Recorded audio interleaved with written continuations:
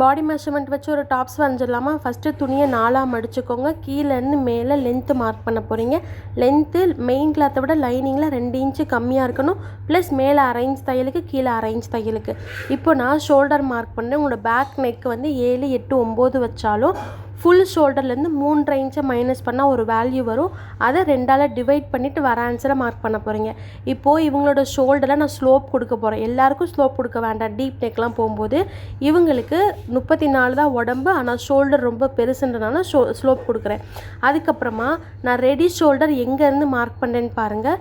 Shoulder mark பண்ணி முடியுதில்ல, அதுலேருந்து உள் பக்கமாக 2 இன்ச்சோ 2.5 இன்ச்சோ மார்க் பண்ணிவிட்டு அதுலேருந்து கீழே பேக் நெக்கு ஃப்ரண்ட் நெக்கு எவ்வளோ வேணுன்றதை குறிச்சிட்டேன்.